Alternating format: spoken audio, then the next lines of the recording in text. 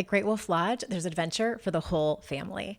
You and your pack can splash away in the indoor water park where it's always 84 degrees. There's a massive wave pool, a lazy river, and tons of water slides for your pack to enjoy together. And the fun doesn't stop there. Get ready to explore and play at adventure-packed attractions from Magi Quest, a live action game that takes place throughout the lodge, to the Northern Lights Arcade. There's also a bunch of great dining options and complimentary daily events like nightly dance parties, all under one roof. And the best part, with 23 lodges across the country, you're always only a short drive away from adventure. I took my daughter there for her birthday a few years ago, and we had the best time. We stayed in one of their themed suites. There was so much to do inside the lodge, as well as all the water fun. The staff were great. The lifeguards were on it too. Would definitely go again. So bring your pack together at a lodge near you. Book your stay today at greatwolf.com and strengthen the pack. I never heard of like future self thinking. Mm-hmm. So it really opened up a whole world to be like, wow, if I keep going like this in 5 years, what am I going to look like, act like, feel like? Am I going to be here? Mm-hmm. So that was eye-opening. Big questions. That's curiosity. It's like what you're naming. You're listening to Make Some Noise podcast, episode number 695.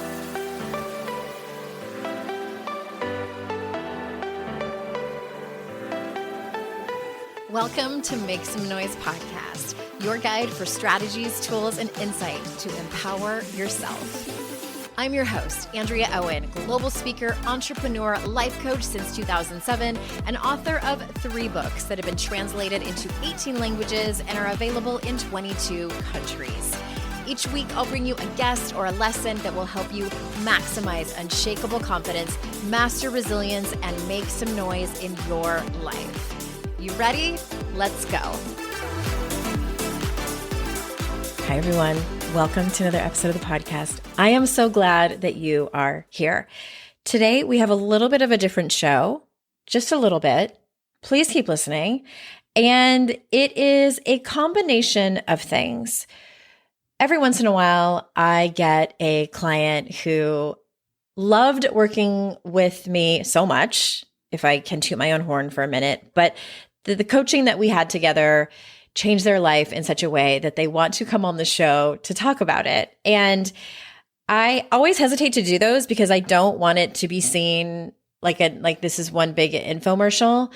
And also at the same time, for me, a challenge, if you will, stepping out of my own comfort zone is doing more things like this. I have a tendency to not be really great at showing you all the benefit of coaching, whether or not it is so that you might consider working with me or maybe another coach. And so I wanted to do that. I wanted to step out of my comfort zone and sort of shine my own light, if you will. And also, I really felt like today's guest is going to talk about some things that might speak to your life. This particular client that I had several years ago is coming on to talk about her drinking. And I wanted to point out a couple of things before you listen to our recording. And one of the things that I have noticed, partly because I've received a lot of feedback from all the coaching I've done over the years, especially recently, I've done a lot of leadership coaching and executive coaching.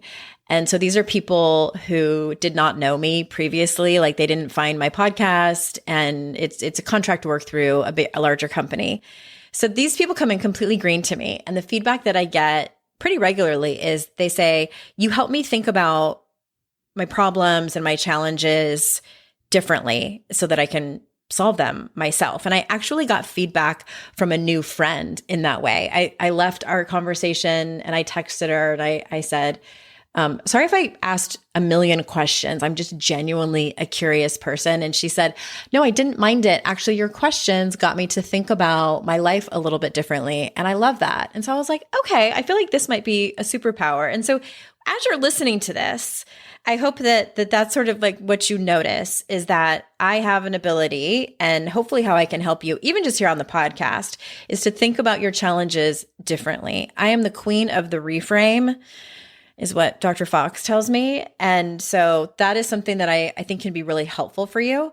And also, you'll hear Maureen talk about an art project that she had when we worked together. And she did send me a picture of that, and that is in the show notes. So you'll be able to see that art project and Maureen's beautiful face over there in the show notes for this episode number 695. And a very important announcement that I have. A very important announcement. You all, I have another book coming out. I know. I did it again.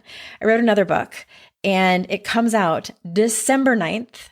2025, and it's called Live Like You Give a Damn. 25 bold moves to get honest, face the hard stuff, and show up for yourself.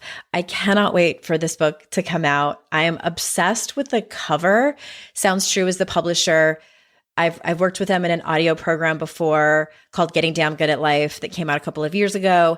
And they were, again, a dream to work with. And I especially love working with them because Sounds True was the first company that I turned to way back in 2007 when my life totally exploded and I knew I needed to work on myself. Maybe I'm the problem. And Sounds True back then had a paper catalog with, this is so old, with CDs that you could buy to change your life. This was right when, around the time they were moving into MP3s to have on your iPod. But it was Sounds True. And here I am. I get to work with them as one of their authors. And I'm just absolutely honored. So Live Like You Give a Damn comes out December 9th.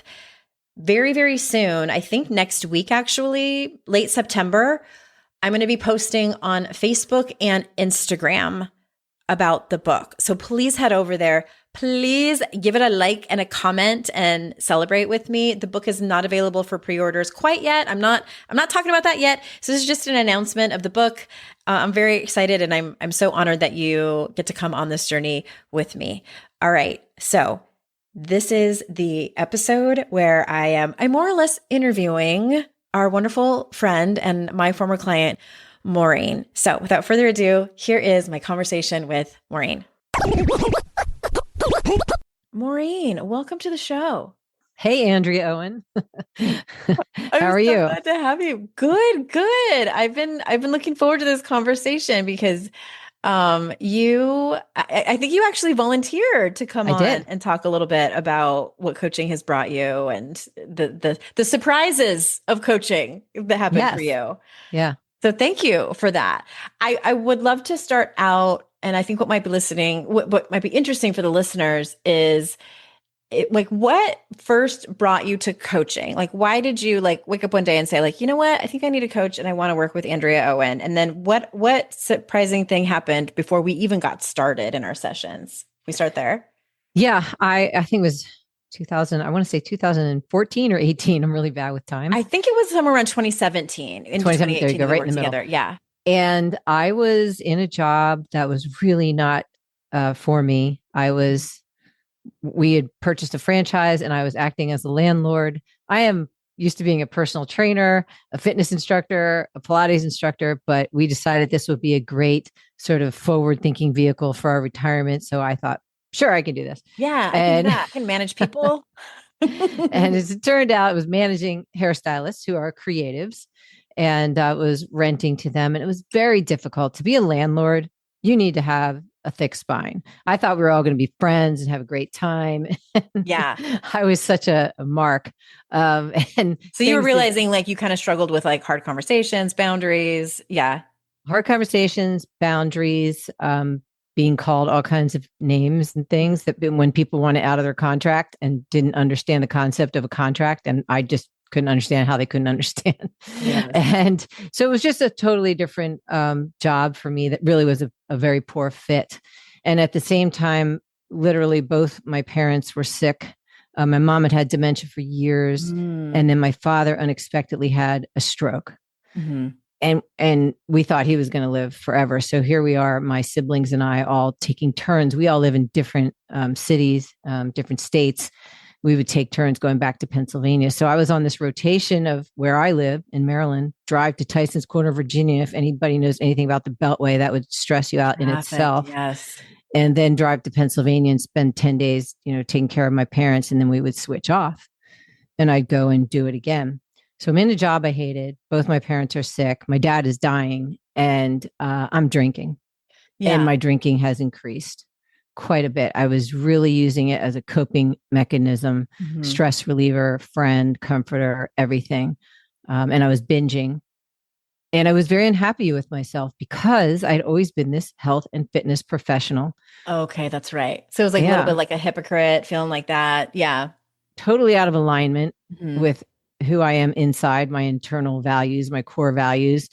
And I would do stupid shit when I drank, and I'd feel really ashamed, really horrible. Yeah. So all that shame cycle too. And all that, if I remember correctly, like, and if you don't mind me asking, it was starting to impact your marriage too, like the stress from the job. Yes. And the stuff, like typical midlife stuff, like the stuff with your parents, it was, bleeding into your marriage a little bit. And then, which also like was pushing you to drink more. Yeah, I was realizing this was the wrong job for me, and there was a lot of pressure on me to keep it going. I did it for almost 5 years, and I did get the business off the ground, but I knew I had to leave. I knew it was my mental health, but I couldn't seem to draw those boundaries. And so I must have been Googling things about stress and anxiety and drinking. And your book popped up, one of those pop-ups, How to Stop Feeling Like Shit. And I'm like, I want that. That is what I want. Someone give me 10 easy steps to how to stop feeling this way. Okay. And so I read your book, and I'd never read anything like that before. And then at the back of the book, it said I could get in touch with you and then I could work with you. I had never heard of life coaching. I did not know that was like the first self-help book you had really read. One that really spoke to me. Okay, I see. Yeah. All right. You were just very, very real and raw. Like other ones were literally like, here, 10 easy steps and you'll feel better. And you were just more realistic. Like, and you even say in the book, I'm not saying this is a magic formula. But this is definitely for exploration and curiosity and sitting in discomfort, all those words and phrases I had never heard before. Okay. So I was honest and said, like, this is going to suck. Yeah. Yeah. It is true. Yeah. And I needed to hear that. But so I reached out to you, and then I started to understand that I could talk to you.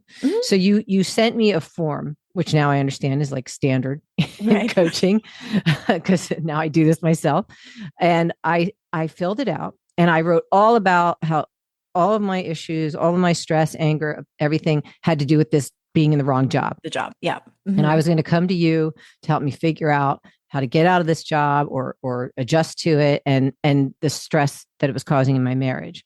So I'm filling out all these questions, and it was like, I swear it was like the 11th or 12th question. And it said, is there anything else I should know? And I wrote, yes, I think I'm drinking too much. Yes, you did say that.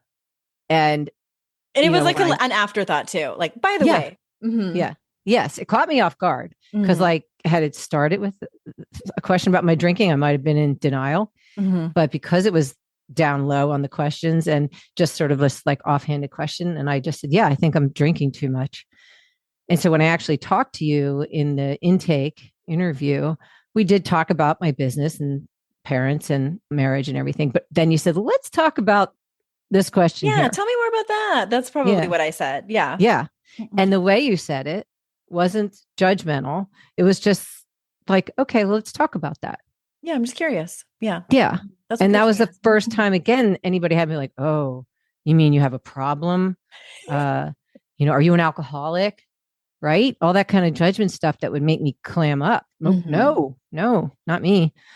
So you were just like, yeah, what do you mean? And so that ability to have that conversation.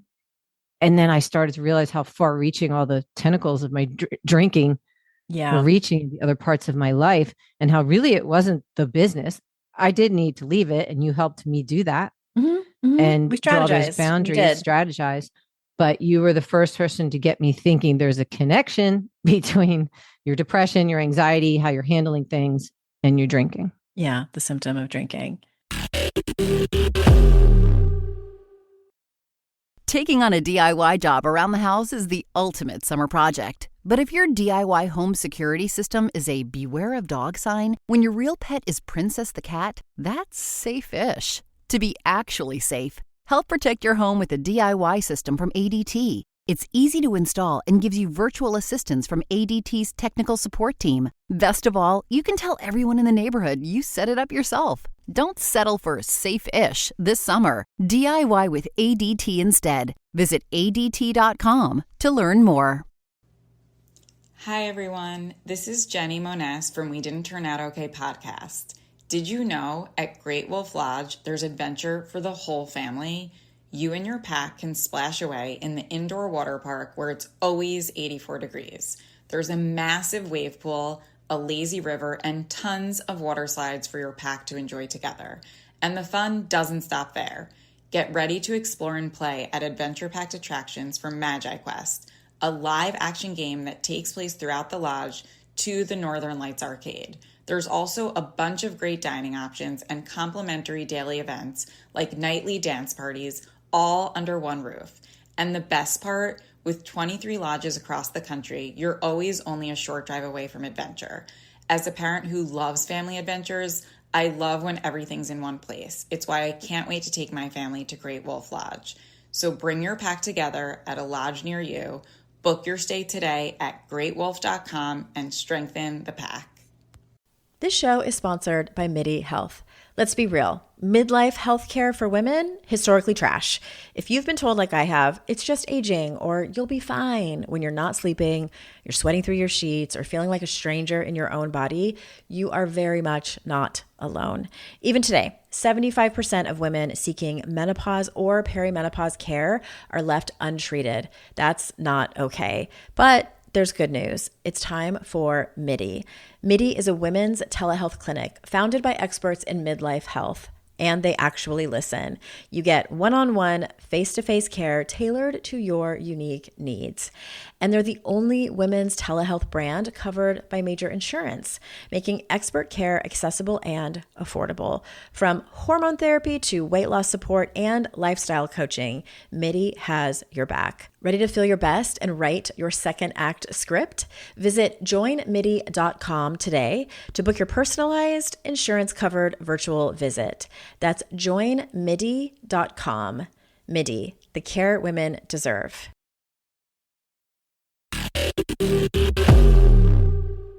Yeah, well, I appreciate you saying that because I think that that's the beauty of coaching and therapy too. It, should be like this. It's like, it's just about curiosity rather than any kind of judgment or like, oh, let's strategize about like how to get you to quit drinking. It's just like, tell me more about it. And I think that when you can ask another human that, or even when you can ask yourself that, and you come from like curiosity and non-judgment, like that's when you as a client will start even thinking about it differently. Yeah, but I was all judgment, all shame. Yourself, I had grown up with that. I had learned that model. Did not know, I really didn't know what you meant by being curious. I'm like, what is she talking about? The only thing I'd ever heard of was Curious George, the book when I was a kid.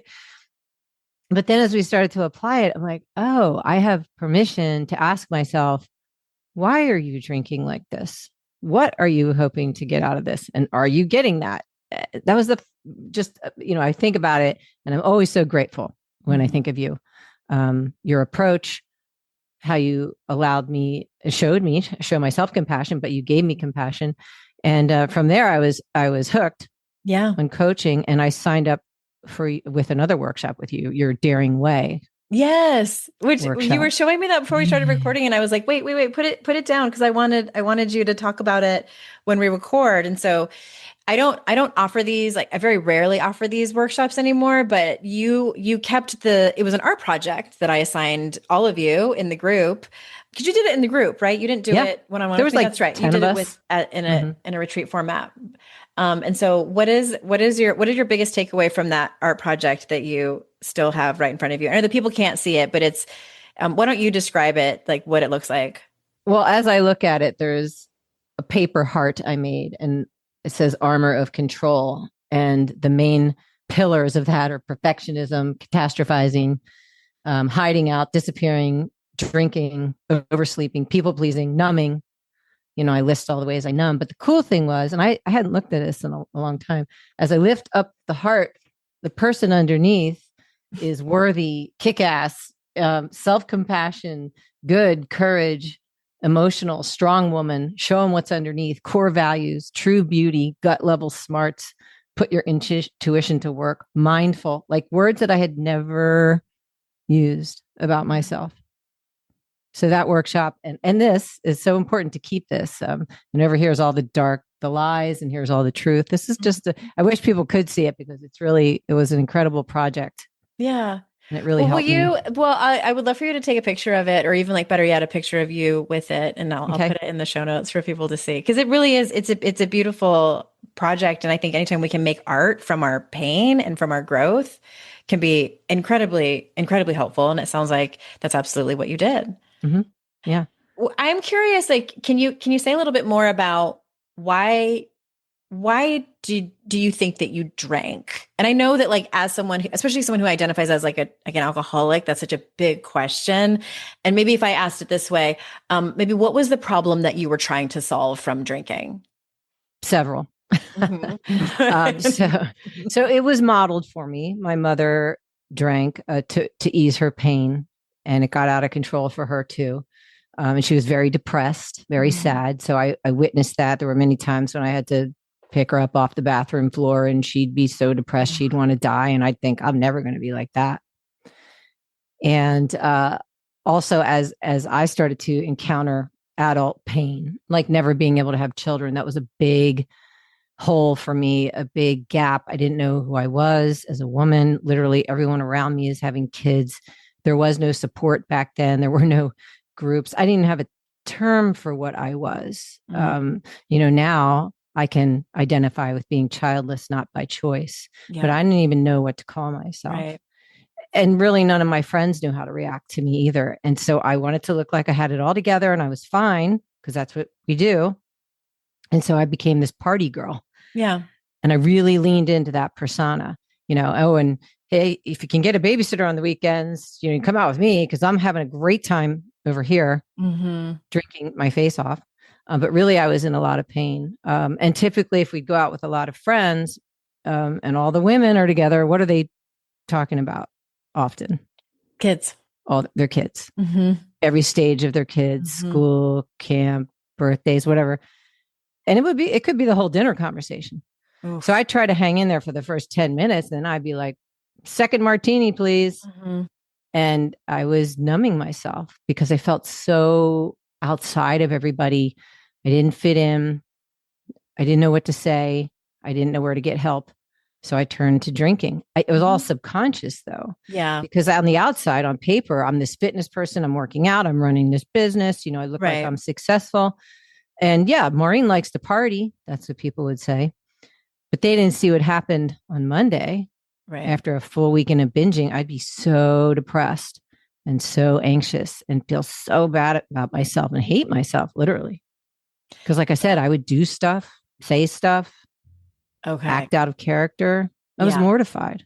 So it sounds like you were like the main thing that you were trying to do was trying to bury the shame and grief and sorrow and whatever other like big feelings were happening underneath that you maybe weren't even ready to talk about. And in some instances couldn't talk about. Right. Yeah. I mean, I've been brought up in a family that's what happens. You go to college, get married, you have kids, it's Italian, Irish family. Yeah. And who are you if you can't do that as a woman? Very much in my family. Well, what do you think that specifically coaching brought you that made it possible for you to change your life as opposed to maybe even like therapy or just talking to friends about it? What do you think specifically that coaching brought you? Yeah, because I had been to talk therapy many times. I've been trying to do the work, but I was getting stuck looking back and stuck in the grief of what I didn't have and what I wasn't going to have. And I wasn't able to move forward out of that. I couldn't look forward. I feel like coaching helps you to take where you are now and figure out how to move forward. I felt like I was staying too much in my past with therapy. It helped me in a lot of ways, but I needed this other piece to move through the grief. But the biggest piece that had to happen was to stop drinking because the drinking was keeping me stuck in wallowing in my pain and also hiding it. Yeah. So coaching is different because again, growing up in a family, you don't talk about that kind of stuff, where you don't admit you're struggling. Certainly not that you have depression when you look like you had a good life Right. on the outside. That would just be very selfish of me. I felt And ungrateful. ungrateful. Mhm. Yeah. Mhm. And so coaching was asking questions, asking me, not just from your perspective, but how did I feel? What did I think? Let's get curious about that. Mhm. What else could be true? What else can we could do? you How else do? can we solve this problem that you have? Yeah. Yeah. Mm-hmm. Yeah. And I never heard of like future self thinking. Mm-hmm. And I didn't.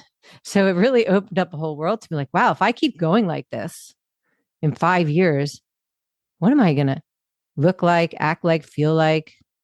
Am I going to be here? Mm-hmm. So that was Big eye-opening. questions. That's Mhm. curiosity. Is Yeah. like what you're naming.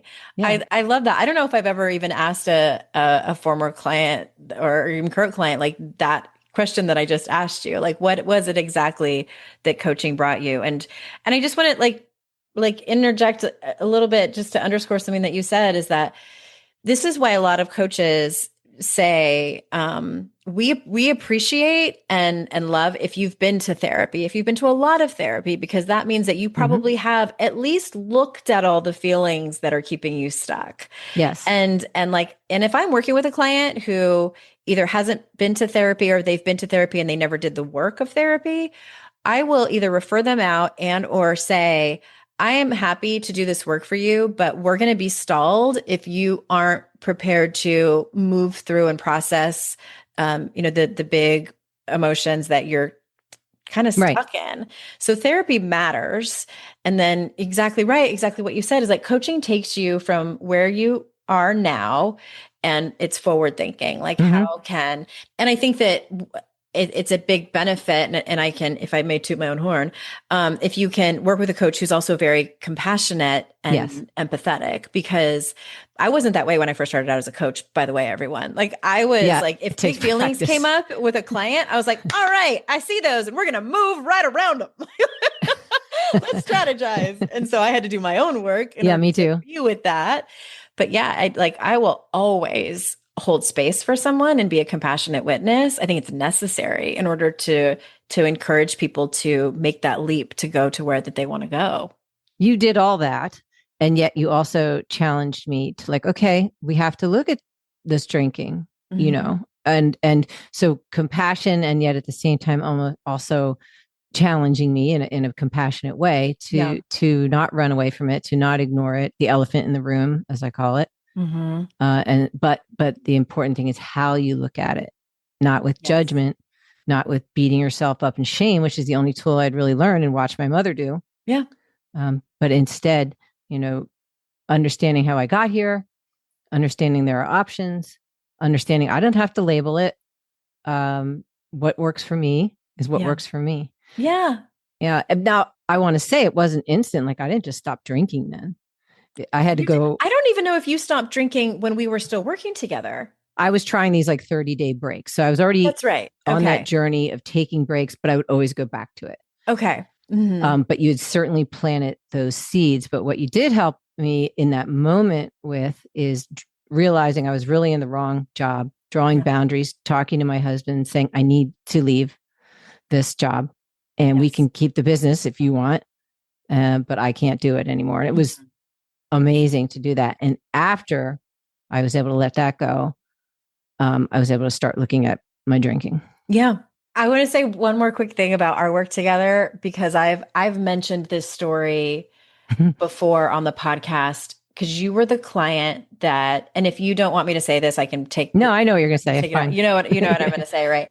It was in regard to that problem of you being in this job that you did not want, that you were not cut out for, that you hated. And it was our fourth session that we had talked about this thing. And it got to the point where like, I saw that we were running around in circles and I said, you're paying me good money to show up for you in these sessions, and I will continue to do that.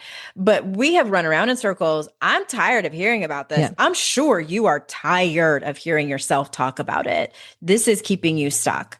How bad does it need to get before you Yeah. actually make a change that we've talked about over the last 4 sessions. Like that I think that, and I wanted to bring that up because even the smartest, most successful people still get stuck on like kind of just pulling the trigger on that one hard conversation that they need to have, or that one boundary that they need to set, that one sentence that needs to come out of their mouth. And that was the case for you. And it was so, it's important that I say that because you were, I think that it's a good example of when people who have a really high tolerance for pain, and you're one of those people who can like keep taking it and keep taking it. And women especially get to that place. And I don't always talk to my clients like that. Like that came. No, from, I needed it. It was the trusted me. compassionate kick in the pants I needed. Yeah. But you also helped me to understand a concept called ownership and agency. Again, foreign to me. I wanted you to save me. I wanted you to do it. Yeah, no. I wanted to show you your own power. Yes.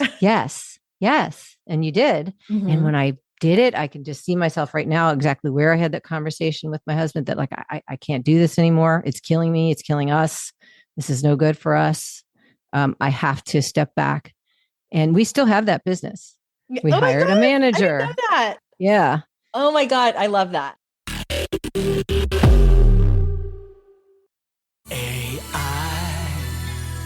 Had the time of my life.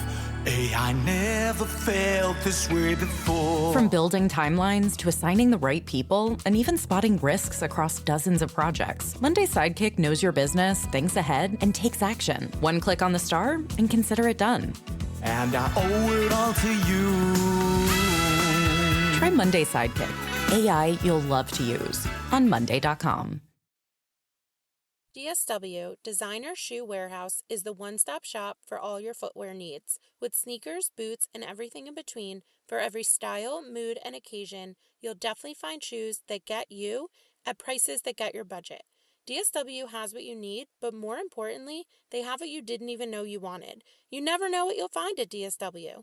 Find the shoes that get you at prices that get your budget at DSW stores or DSW.com. Disney and Pixar's Elio has a new home. Now streaming on Disney+. That's amazing! Critics agree. Elio is fun and full of heart and humor. These are the lava tunnels. I am not fireproof! Just get in my mouth. Actually kind of comfy in here. It is? It's certified fresh and verified hot. Ta-da! Elio's bringing the whole family together on Disney+. 1, 2, 2.5, 3! Disney and Pixar's Elio. Now streaming on Disney+. Rated PG. Well, okay. So speaking of business, so then we didn't connect for, I think it was a couple of years because the pandemic happened, and then like everything kind of turned upside down, and then we reconnected, I think over text or Voxer or some app. And then you told me that not only had you changed your life in that regard, but you had made another career move. So can you tell everyone like how you very, very much changed your life? Like, what do you do now? I am a coach. You are. And I help people. Which I always hesitate when I have clients who are like, I'm going to be a coach. And I'm like, okay. Yeah. But you did it and you slam dunked it. So say more. Well, I'd always been a coach, right? A health and fitness coach. That's true. You did. You got a similar trajectory. I came from the fitness world too. Yes. And so that style of learning and teaching really worked for me. Mm-hmm. And I like to help other people have those aha moments. And so watching people like you and other coaches I ended up working with after you, I went through a specific how to change your relationship with alcohol program that was all coaching, really getting me to work on all the principles that you had introduced me to. And about 2 months into it, I knew I was done with alcohol, but it had been a long journey. I want everybody to hear me. It was like 10 years of in and out and struggle. And you mean like your sobriety? Yes, which is pretty common, right? It can take, some people instantaneously get it, but rarely. But so it was like a 7 to 10 year journey for me. Mm-hmm. But at that point where I was, when I started this coaching program, it didn't take long for me to say, I don't want to do this to myself anymore.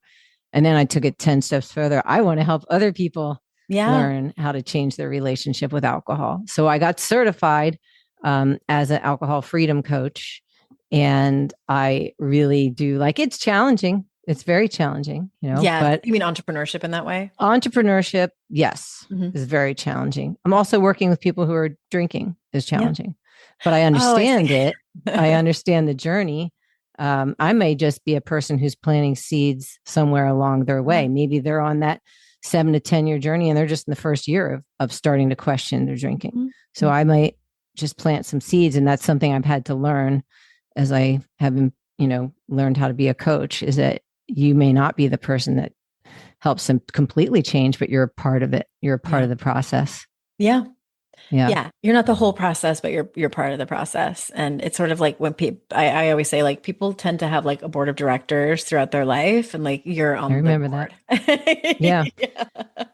And coaching in itself is a whole learning process, a continual personal growth process, I've discovered. When you become a coach, I think people don't realize like how much of their own work that they will simultaneously do alongside their clients and their business. Absolutely. Yeah. Mm-hmm. Yeah. Mm-hmm. And then I found that I really related to the science of addiction and brain chemistry. So I went a little deeper and got another certification around gray area drinking, which is really how most of us are drinking to, change our brain chemistry, to downregulate our central nervous system. It's subconscious. We don't realize we're drinking for those reasons. So I found, for me, it really helped me to understand, I can affect my brain chemistry. Alcohol has been changing in all these years, but I can make choices and change it. Neuroplasticity. So I always say this, alcohol is so disempowering, especially to women. Yes. And learning that you can make informed choices and change the trajectory of your life and your brain chemistry and your mental health. You can rewire your brain. Yeah. You are not your wiring. You're not stuck with it. So that I have found to be very empowering for myself. And I really love empowering, especially women, to realize that. I am obsessed with this. Like, I don't just love it. And I want to underscore something that you said just now in that you can get the same outcome that you're looking for in terms of changing how you soothe your nervous system, which is really what we're looking for, but we call it escapism. Yeah. You can get that same thing that you're looking for without drinking. And Yes. I think that that's something I didn't know when I first was thinking about, when I was panicking about getting sober. Like, let's be honest. I was afraid, and panicking very afraid about it. But if somebody would have said, like, what you're trying to get from drinking, you can actually get that by not drinking. Mm-hmm. I didn't know. I thought I was just going to be like out in the forest all naked by myself. Like, oh God, just right. Is my brain going to be the same? It's like, well, no, you can change it. Well, yeah, that's one of the biggest fears is, how will I be fun without alcohol? Mm-hmm. How will I have fun? How will I socialize? Because I was drinking since I was 14. So I hadn't allowed my brain to learn those neural pathways, to make those connections. So I literally had to relearn how to socialize, how to be alone, how to be uncomfortable, how to be bored, all the reasons why we drink. So it's a process. It's a process, and helping someone, walk that path and through trial and error, figure out what other things light them up so they can become more resilient to stress and not turn to alcohol. Yeah. That is the process. Yeah. Oh my gosh. Okay. I could talk to you about this forever. And I do want to kind of go down the rabbit hole of what we were just talking about, but we'll save that for like a regular episode just about that. But I appreciate you so much. Is there anything else like specific that you want to say before I close up? I'm just so grateful to you. And I just want you to know that you planted a massive seed. I'm going to get a little choked up. I was meant to meet you, meant to work with you. And I wouldn't be doing what I'm doing now if it weren't for you and your brave coaching, where you did push me in a compassionate way. And you also modeled for me. I do try to model my coaching from what I learned from you. So I so appreciate that. And you'll just be always a very important person to me. Oh, thank you. I appreciate it so much. And like, I never want these episodes, and I very rarely do these kinds of podcast episodes, and I never want them to sound like an infomercial. No. But at the same time, I think that what I need to take away is that we can we can touch people's lives in so many different ways. It doesn't have to be a life coach, and we can do so by just telling our stories and trusting our guts when it comes to asking certain questions, and like creating trusting, compassionate, witnessing relationships with each other, because that's essentially what we were doing. Right. I appreciate you pointing that out right now. That's at the end of the day, you can call it coaching, or you can call it, what I just described. That's what was happening there. Witnessing. And I think that in this day and age, we need that more than ever, just with how hard things are. And so thank you for pointing that out, and for doing the work that you do in the world, and trusting your intuition, and going for it. And everyone listening, thank you for your time.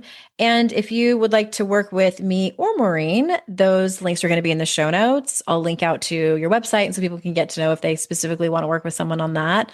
Yep. And then, of course, application to my coaching. And everyone, thank you so much for listening. And remember, it's our life's journey to make ourselves better humans, and our life's responsibility to make the world a better place. Hey, did you know there's free secret podcast episodes waiting for you that are not part of my regular podcast feed? Yes, AndreaOwen.com/free. And you just sign up. You get a link sent to you. It's very secret. It's like a secret club. We don't have a secret handshake. Don't worry about that. But it's these motivating podcast episodes that I made for you. They're under 20 minutes each. There's 3 of them. They're for wherever you are in your life. So head on over there and grab them. They range from really supporting you and seeing you where you are and being compassionate, all the way to giving you a giant kick in your ass and telling you how amazing and gorgeous and phenomenal you are. So AndreaOwen.com/free, and get your hands on that free podcast feed.